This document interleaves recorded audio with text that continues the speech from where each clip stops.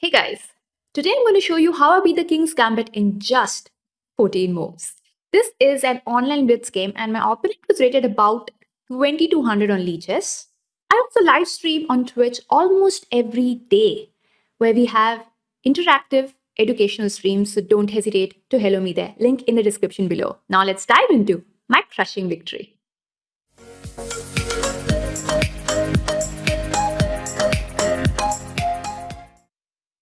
E4, E5, F4, we have the King's Gambit.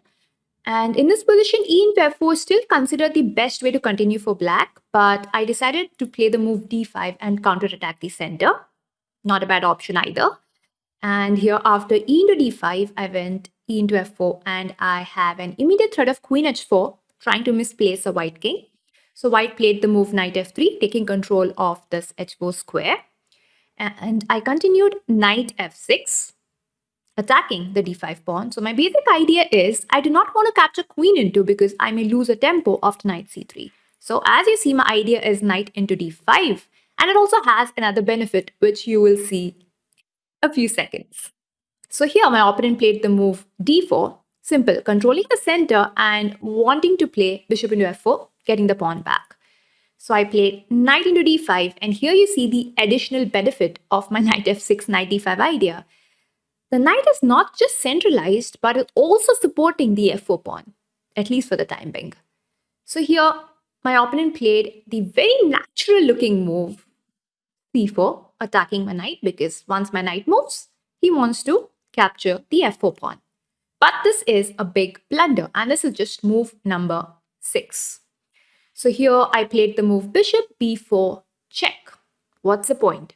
I develop my bishop, and I'm in a hurry to castle because I want to take advantage of white's uncastled king.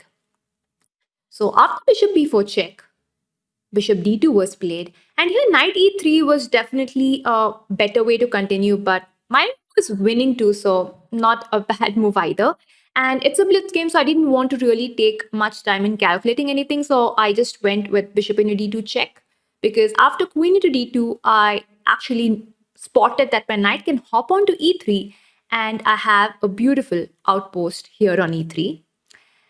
As Tatakova once said, seize the outpost with your knight and you can go to sleep, and checkmate will come by itself. I think it was something like this. Anyway, the reason the knight outpost on e3 is really beautiful is because even after the bishop develops, which he did to d3, the point is this knight is beautifully controlling the f1 and d1 squares. So white can't really castle either of the sides unless he gets rid of my e3 knight, and that is not a very easy task. At least it's not coming in very soon.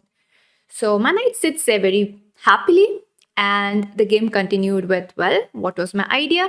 Trying to castle, and I have an immediate idea of rook e8, trying to take advantage of white's uncastled king, as I've already mentioned earlier. White continued knight c3, developing his pieces, of course. And here I modified my idea a little, or let's say I improvised on my idea. I can be rook e8, of course, but I decided to develop my pieces instead. So I played bishop g4.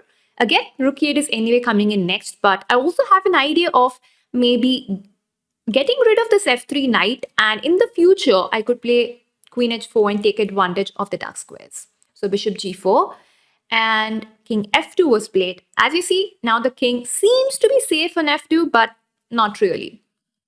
So here bishop into f3, of course, I think is good enough to win, but I just decided to keep my pieces on the board and just to keep developing my pieces because white's pieces are not very well synchronized and not very well developed, especially the white king.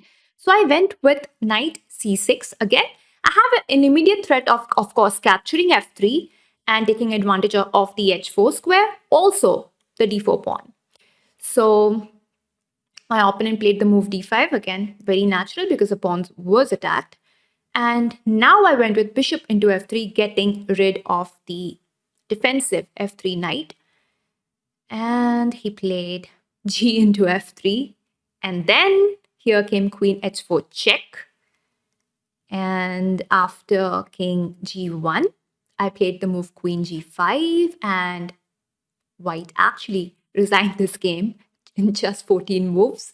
But the reason he resigned, let's just go forward a couple of moves. He has to play king f2. I have queen g2 and again king e1. And after queen h1, not only does he lose his rook, but he's getting checkmated in, I think, another 3 moves or so. After king f2, queen h2 check, king e1, queen g1, king e2, knight e4. So, instead of taking in the torture, he just resigned. So yeah, this is a very interesting game I just played a few days back, and I will see you again in the next video with another very interesting game. See you soon. Bye.